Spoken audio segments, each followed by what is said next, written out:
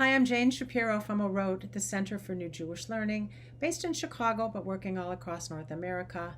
I love doing teaching and work with the Jewish Grandparent Network. I love the people I meet and have been really privileged to do some teaching for the JGN.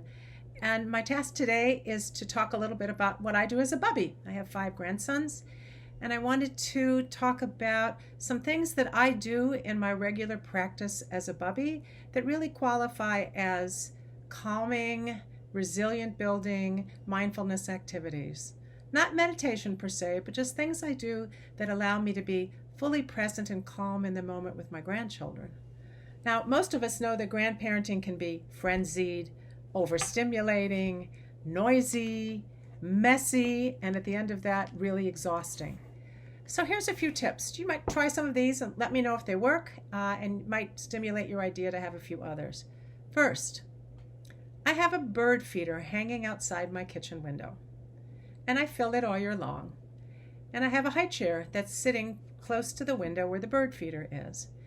And when I feed my 14-month-old grandson Noah, or the grandsons who came before him, we often sit and eat quietly and just watch for birds to come. I might say, oh, let's look for a cardinal, or oh, let's look for a bird. But just the process of sitting quietly and watching him gaze, and the two of us doing it together, can be an incredibly peaceful activity. And it's so simple, and you can do it all year long. So that's number 1. 2, taking a meditative walk. If you've ever taken a walk with your 3-year-old, you know that they walk very slowly because every ant and every gutter and every pebble on the sidewalk is of incredible interest to them. So what if you were to slow down your walking to walk at their pace and notice every pebble and gutter and frog and whatever it is that you see on the sidewalk as you go along? I promise you that that walk will be an hour's walk, and it will be restful and peaceful just by slowing down and moving at the pace that child moves. That can be the same for an older child as well, just walking along quietly with them, not speaking, perhaps saying, do you feel like talking about something? And then being quiet. Mindful, meditative walking is an extremely powerful tool. I also think it's one of the reasons why walking to synagogue when you can has that same possibility as well. That's something that you can do. Third, I like to lie in the grass sometimes with my grandchildren and just look at the clouds and say, do you see a shape? Do you see something else? Or sometimes all I do is just say, let's just look and watch the clouds. It is restful. It taps into something larger, spiritual and holy and grand, and your heart stills when you do cloud gazing with a grandchild lying there in the grass next to you. The last is my favorite. It's a form of singing. I'm guessing lots of you sing to your grandchildren or have songs or you listen to music together.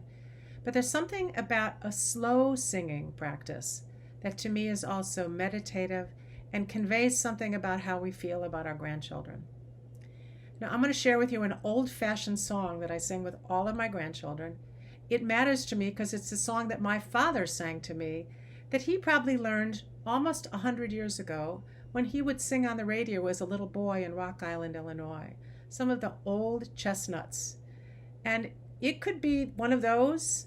It could be Bruce Springsteen. The song doesn't really matter. It's the way you sing it. I want you to imagine the most romantic gaze you can possibly gaze.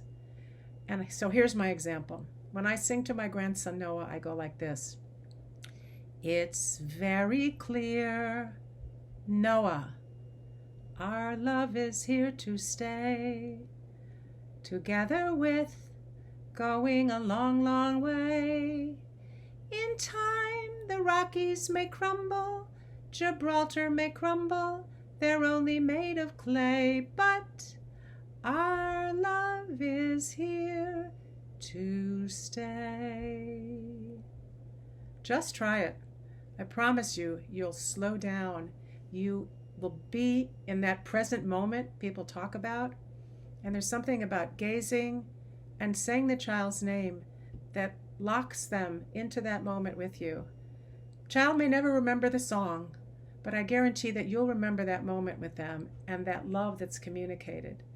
So I hope these tips help you, and I hope you all find nourishing, mindful moments to love with your grandchildren.